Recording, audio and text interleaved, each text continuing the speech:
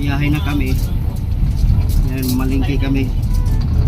Doon kami sa Lapu-Lapu City, mamalingki. Kasi bibili din kami ng mga rod, pintura. Doon na sa Lapu-Lapu. Gamot sa arthritis. Gamot sa arthritis daw, master.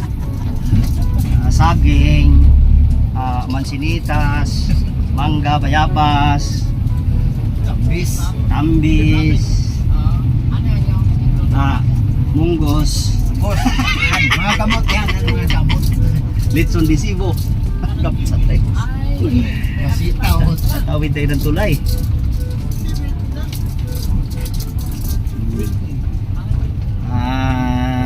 Dadaan pa kami ng Danau City. Ilang galon man lang tubig bilhin namin. May laman pa yung iba. Tapos marketing good for 1 week. Diretso na yung budget na papuntang Batangas or Manila. Itong area na ito, parte pa ito ng Mandawi City, Cebu, dito sa may Uwano. Ito parte pa rin ng Mandawi, pero patawid na tayo ng tulay. Pagdating sa kalagitnaan ng tulay, wala na, Lapu-Lapu City na. Nakatawid na tayo sa Mactan Island mula sa mainland ng Cebu.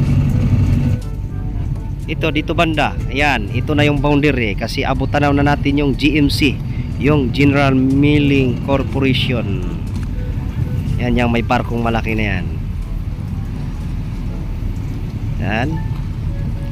So doon tayo mamalingki sa Lapu-Lapu City kasi itong service namin may pinapalutang din kasi ito na parko rito sila. Ngayon sila rin yung nagsiservice sa amin pagka kailangan namin ng service. So may bibilhin silang mga gamit doon sa Lapu-Lapu bibilhin, kaya doon na rin kami sa Lapu-Lapu mamalingki. So 5 years after, nakabalik ako rito sa Lapu-Lapu Public Market. Before the pandemic, nakapunta rin ako dito. May biyahe ako rito.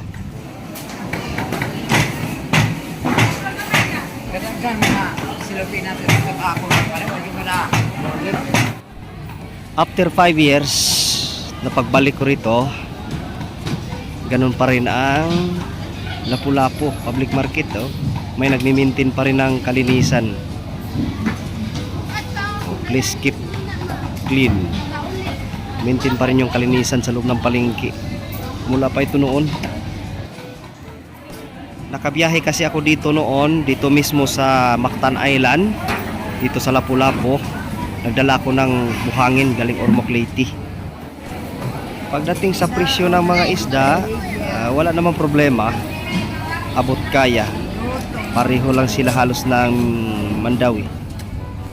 Poultry supply, so ibig sabihin manukan ito. Itong area ito manukan. Yun naman fish section. Please always keep clean. Doon sa unahan naman meat shop. Nandun yung mga karne ng baboy, kambing, ichichira, baka. Ito rice and corn section, nakaseparate ito ng building. So nandito yung mga bigasan. So yung bakit may rice and corn, kasi may bigas na mais dito, may bigas na mais. Yan. Lahat ng pwesto ng bigasan merong rice and corn. May bigas na galing sa mais. So, bigas na mais. So ito na, parami na ng parami itong aming bitbitin. Mamili pa kami ng saging. Yung ibang mga bitbitin namin, hinatid na namin doon sa service. Kagaya ng bigas, nandun na.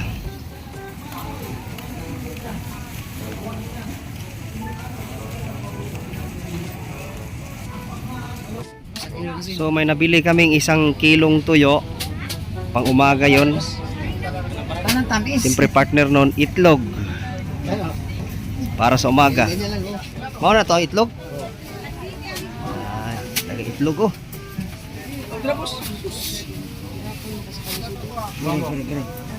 Wala din.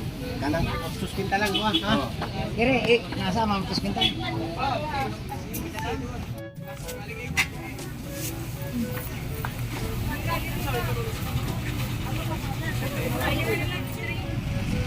So kompleto na pati bigas. Alis na kami dahil dadaan pa kami sa refilling station ng tubig.